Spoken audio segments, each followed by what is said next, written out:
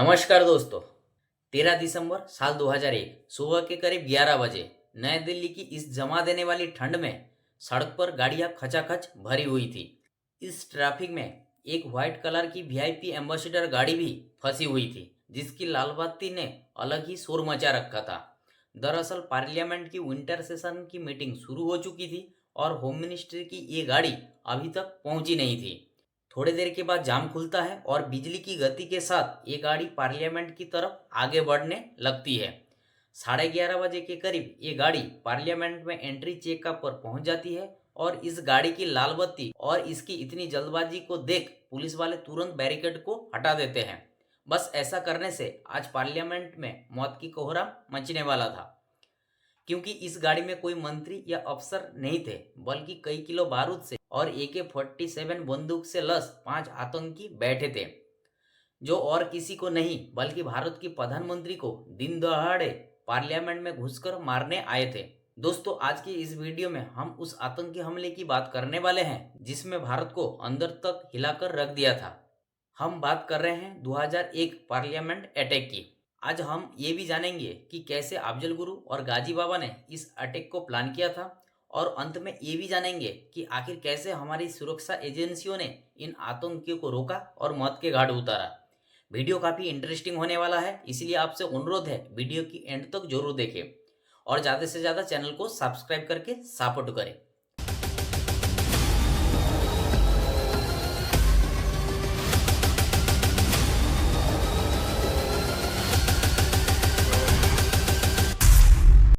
फरवरी साल 2011। दोस्तों, सबसे पहले ये जानते हैं कि आखिर अटैक का प्लान कैसे किया गया था। लाल चौक श्रीनगर में अफजल गुरु के नाम एक बंदा एक दुकान पर चाय पीते हुए बाहर गिर रही बर्फ को देख रहा था। तभी उस दुकान में और एक आदमी घुसता है और कुछ देर बाद दोनों की चाय और मौसम पे चर्चा शुरू हो जाती है। बातचीत में ये आदमी अपना नाम तारिक अहमद बताता है और दोनों के बीच कश्मीर के भविष्य पे काफ़ी लंबी बातचीत चलती है। आने वाले दिनों में इनकी 2 बार और मुलाकात होती है और जब वो तीसरी बार मिलते हैं तब तारिक अफजल को बताता है कि वो जैसे मोहम्मद के लिए काम करता है और कश्मीर की हक की लड़ाई के लिए वो लोगों को भर्ती करता है। इसके बाद अफजल को समझाता है कि हमारे साथ जुड़ने पर तुम भी कश्मीर के हक की लड़ाई लड़ पाओगे और पैसे की भी सारी दिक्कतें दूर हो जाएगी। ये सुन अफजल का लालच बाहर निकलने लगता है और वो तारिक के साथ साथ देता है। दोस्तों, अटैक की प्लानिंग में आगे बढ़ने से पहले अफजल की जिंदगी के बारे में नज़र डाल लेते हैं। अफजल का जन्म 1969 सोपोर कश्मीर में हुआ था। उसको बचपन से ही लगता था कि कश्मीरी युवाओं के साथ भेदभाव होता है और इसी के चलते वो 1990 में अपना कॉलेज भी पहले साल में ही छोड़ दिया था। कश्मीर में उन दिनों युवाओं का यासीन मलिक का नाम बंदा अपनी JKLF नाम के एक संगठन में भर्ती करवाता था और पाकिस्तान में ट्रेनिंग दिलवाता था ताकि आगे चल के कश्मीर को भारत से अलग कर सके। अफजल भी इस संगठन से जुड़ जाता है और 2.5 महीने पाकिस्तान में ट्रेनिंग लेने के बाद कश्मीर वापस आ जाता है। पाकिस्तान से बहुत सारे युवाओं को कश्मीर आने की खबर आर्मी को भी पता लग जाती है और वो सबको अरेस्ट करने लगती है। उस समय अफजल अपनी चचेरे भाई शौकत के पास दिल्ली भाग जाता है और वहां पर दिल्ली यूनिवर्सिटी में पॉलिटिकल साइंस में दाखिला ले लेता है। कुछ साल आम जिंदगी गुजारने के बाद ये फिर कश्मीर में रहने लगता है। इसी दौरान अफजल की मुलाकात तारिक से हुई थी। तारिक से हाथ मिलाने के बाद तारिक अफजल को कश्मीर की एक बर्फीली पहाड़ी पर बने आतंकी कैंप पर लेकर जाता है और वहां पर उसकी मुलाकात जैसे मोहम्मद के कमांडर गाजी बाबा से होती है।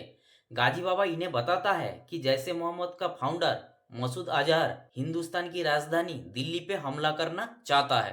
दरअसल अफजल कई सालों से दिल्ली में रहता था, इसी कारण गाजी उससे इस अटैक में मदद चाहता था, क्योंकि ये पाकिस्तान से आने वाले हर आतंकियों का दिल्ली में रहने का महफूज इंतजाम कर सकता था। अफजल गाजी की इस बात मान लेता है और कुछ दिन बाद दिल्ली में अपने चचेरे भाई शौकत के पास आ जाता है। वहां अफजल शौकत और उसके और एक दोस्त गिलानी को भी इस अटैक के बारे में बताता है। पैसे की लालच में इन दोनों भी अफजल को मदद करने लगते हैं। उधर अक्टूबर महीने में शौकत मुखर्जी नगर के गांधी विहार में एक जगह का इंतजाम करता है और उधर अफजल गाजी से मिलने जाता है। वहां पे गाजी अफजल की मुलाकात मोहम्मद नाम के एक आतंकी से करवाता है जो अटैक को लीड करने वाला था। इसके बाद अफजल मोहम्मद को दिल्ली लेकर आता है। दिल्ली में अफजल, शौकत, गिलानी और मोहम्मद मीटिंग करते हैं आपस में, जिसमें वो दिल्ली की मुख्य इमारत जैसे यूएस की असेंबली, इंदिरा गांधी एयरपोर्ट और पार्लियामेंट को रेकी करने का फैसला करते हैं। अब नवंबर का भी महीना आ गया था और मोहम्मद ने रेकी का पता चलने वाले सारे बातें सैटेलाइट फोन के जरिए गाजी को बता दी थी। अफजल एक बार फिर कश्मीर जाता है और इस बार अपने साथ दो चीज लाता है। एक तो दो नए आतंकी, राजा और हैदर। दूसरा गाजी का हुक्म, जो था कि हमला पार्लियामेंट में किया जाएगा। गाजी की पार्लियामेंट पे अटैक करवाने के पीछे इरादा साफ था कि भारत के सबसे इम्पोर्टेंट मंत्रियों का बंदी बनाया जाए और फिर मंत्री को रिहा करने के बाद कश्मीर को एक ही झटके में भारत से अलग करवा लिया जाए। अब मोहम्मद और बाकी लोग अटैक को अंजाम देने के लिए सामान जुटाने लगते हैं और वो 5 मोबाइल फोन, 6 सिम कार्ड खरीदते हैं। इसके अलावा वो तिलक बाजार में बम बनाने के लिए 30 kilo aluminium nitrate, 4 kilo sulphur और 4 किलो एल्यूमिनियम पाउडर और एक 30 केजी का खाली कंटेनर खरीदते हैं। इधर इन तैयारियों में दिसंबर आ चला था और अफजल एक बार फिर कश्मीर रवाना हो जाता है। इस बार फिर वो अपने साथ दो चीज लाता है। एक तो दो आतंकी, राना और हमजा। दूसरा 4 AK-47 बंदूक, 3 पिस्तौल, 2 मैगजीन और 15 ग्रेनेड। अब आतंकियों की संख्या 5 हो गई थी और इसके पास हर तरह की विनाशकारी सामान भी पहुंच चुका था।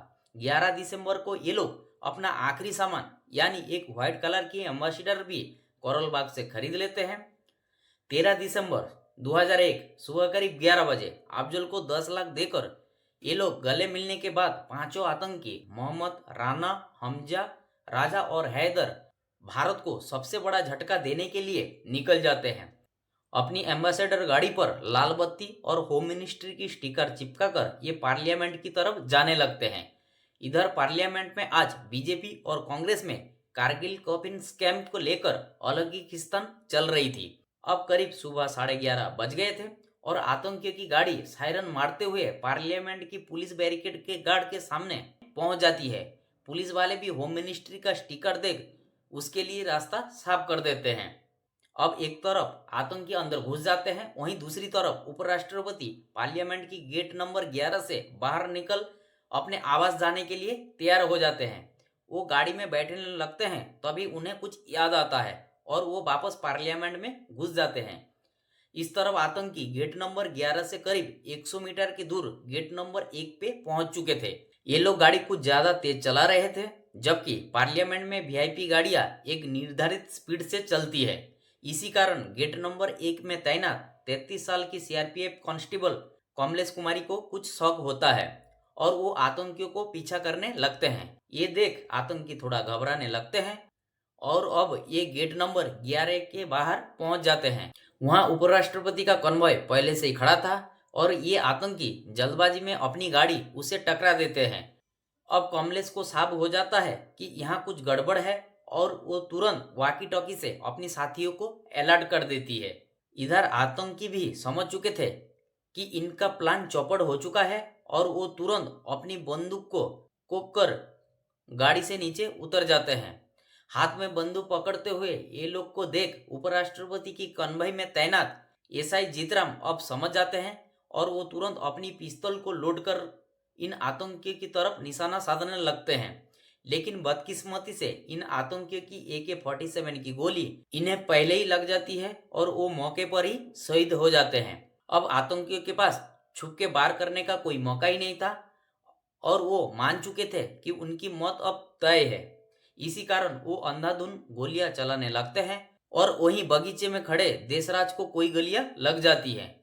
इसके बाद ये अपना मुंह घुमाते हैं और उन्हें कमलेश दिखाई देती है और वो निर्दयी की तरह आंख बंद करके 11 गोलियां उनके शरीर पर मारते हैं। इस समय तक इन आतंकियों ने 3 मासूम लोगों को भी मार दिया था। अब इन्हें लग रहा था कि ये भारत में राजधानी में घुसकर बेलगा मौत की कोहराम मचा सकते हैं। अब ये आतंकी गेट नंबर 11 पे आतंक फैलाने के बाद फिर से गेट नंबर 1 की तरफ जाने लगते हैं। अब तक पूरे पार्लियामेंट में हाई अलर्ट कर दिया गया था और खिड़की से लेकर दरवाजे तक सारे बंद कर दिए गए थे। सीआरपीएफ के जवान भी आतंकियों का शिकार करने के लिए पोजीशन ले लेते हैं। जैसे ही आतंकी गेट नंबर 1 के पास पहुंचते हैं, तभी कांस्टेबल सुखेंद्र और हेड कांस्टेबल थापा सबसे आगे चल रहे हैं इन आतंकियों की सरदार मोहम्मद को मौत के घाट उतार देते हैं। हालांकि आतंकी के पास AK-47 थी, इसीलिए दोनों जवानों को भी गोली लग जाती है। दोनों फटाफट कवर लेते हैं। उधर गोली लगने से मोहम्मद की छाती पे बंधा विस्फोटक ब्लास्ट हो जाता है। एक जोर की आवाज के साथ देश के सबसे बड़ी सुरक्षित इमारत में काले धुएं के बादल उठने लगता है। बचे हुए आतंकी गेट नंबर 1 से गेट नंबर 2 के सामने गुजरते हुए गेट नंबर 3 के पास पहुंच जाते हैं। वहां पर इनका सामना और किसी की नहीं बल्कि इनकी मौत से होता है। गेट नंबर 3 से 150 मीटर की दूरी पर गेट नंबर 6 के पास कांस्टेबल संतोष निशाना साधे बैठे थे। वो आतंकियों को झलक देखते ही ऐसा निशाना साधते हैं कि आतंकी जवाबी फायर करते उससे पहले ही उन्होंने एक एक करके लगातार 3 आतंकियों को मौत के घाट उतार दिया। अब 5 में से सिर्फ एक आतंकी बचा था और अपने साथियों को हमारे सीआरपीएफ के हाथ से ऐसे शिकार होता हुआ देख इसका भारत को कमजोर करने का भूत एक ही झटके में उतर जाता है। सारे खिड़की दरवाजे बंद हो चुके थे और उसको चारों तरफ से अपनी मौत दिखाई दे रही थी। इसीलिए वो हड़बड़ाहट में इधर उधर ग्रेनेड फेंकता हुआ भागने लगता है। वो पार्लियामेंट के इस गलियारे में पिलर्स के पीछे छुप छुप के भाग रहा था, इसीलिए निशाना साधना भी काफी मुश्किल हो रहा था। ऐसे भागते हुए उसे एक केबल दिखती है जो फर्स्ट फ्लोर से आ रही थी। वो तुरंत इस पे चढ़ फर्स्ट फ्लोर पे जाने के लिए सोचता है ताकि कम से कम वो हमारे जवान की गोलियों से बच सके।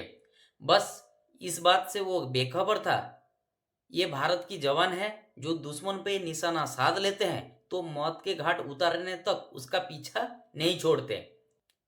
वो जैसे ही केबल पर चढ़ता है, कांस्टेबल सैम्बीर उस पर निशाना साध 3 मिनट पहले ही मरे उन साथियों के पास यानी नरक पर भेज देता है। अब सारे आतंकी मारे जा चुके थे, लेकिन 2 घंटे तक पार्लियामेंट में धमाके की गूंज सुनाई देती है। दरअसल आतंकियों द्वारा जगह जगह फेंके गए विस्फोटक देर तक फटते रहे। इसके बाद आतंकियों की तलाशी भी ली जाती है और मोबाइल फोन जब्त किए जाते हैं। इसके अलावा हमारे 6 सीआरपीएफ जवान, 2 पार्लियामेंट की सिक्योरिटी स्टाफ और एक गार्डनर वीरगति को प्राप्त हो जाते हैं। दोस्तों, इसके बाद अटैक की लंबी जांच चलती है जिसमें अटैक को प्लान करने से लेकर अंजाम देने तक सारा सफर का जाना जाता है।